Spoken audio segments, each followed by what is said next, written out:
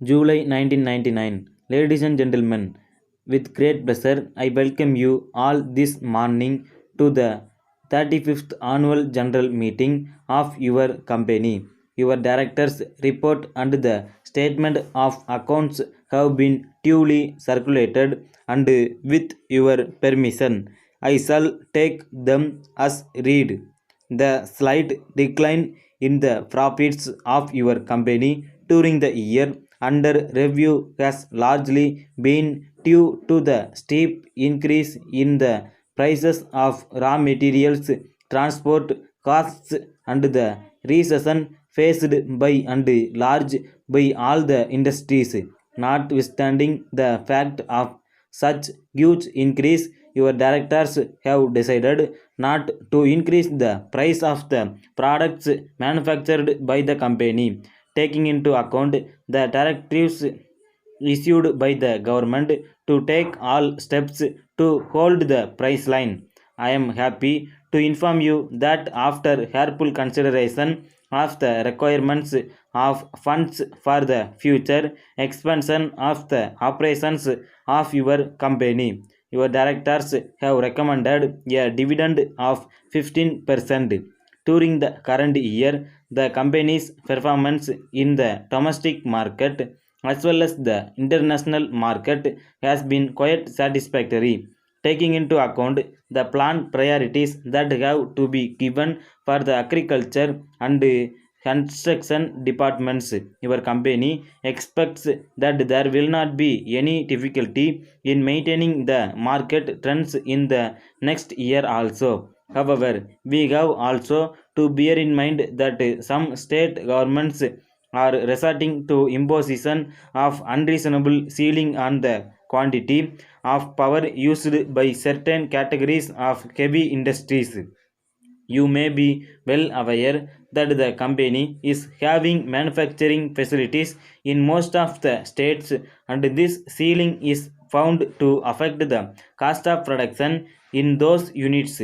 We have been requesting the state governments as well as the central government from time to time to desist from fixing any ceiling on the use of power which is already in short supply. The power tariff has also been increased recently in many of the states. This will definitely affect not only the domestic sector but also the international sales of our products, as it will make us less competitive in the matter of prices. I am happy to state that the general labor situation in the country has been by and large peaceful except for one or two minor incentives. Regarding research and development, the company has, after a complete policy review, decided to allocate more funds from the next year. I hope and trust that you will be aware of the fact that most of the multinational companies divert about 10% of their total profits towards research and development. However, in a developing country like nutrition, we cannot afford to allot such huge amounts. At the same time, we have to be practical and take decisions according to the prevailing market. The control on the indigenous availability of raw materials is found to affect the domestic industry further. I also wish to inform you that the reduction of import duty for certain varieties of diesel engines and fertilizers will not altogether remove the financial difficulties of our sector but will definitely go a long way in giving a small relief which is much needed. There is also a proposal under consideration to diversify in the fields of shipping and printing. I would like to assure you that this is only in the initial stage and final decision would be taken only after getting the views of all the shareholders and the management. With these words, I conclude my speech with the hope that the company will grow from strength to strength.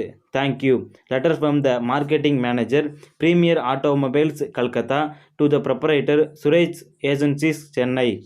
Dear sir, as you are aware, we are presently engaged in manufacturing automobile spares to meet the growing needs of the country. We take this opportunity to inform you that we are going to start a new factory in South India to manufacture specific spare parts for car and trucks. We have obtained the clearance from the Government of India. Our existing products are popular and their quality and reliability are excellent. We have decided to improve our quality further by adopting rigorous quality control management. We are looking for dealers for our products in South India. The dealers must have sound financial background and at least 5 years experience in this business. They must have their own premises at important locations in the major cities in the south. We offer 45 days credit facility, which is one of the longest periods in the field. If you could not take up dealership for the whole of South India, you could do so in one or more of the southern states. We would be very happy if you could write to us recording your willingness to be our dealers as well as your financial position and details of the showrooms run by you.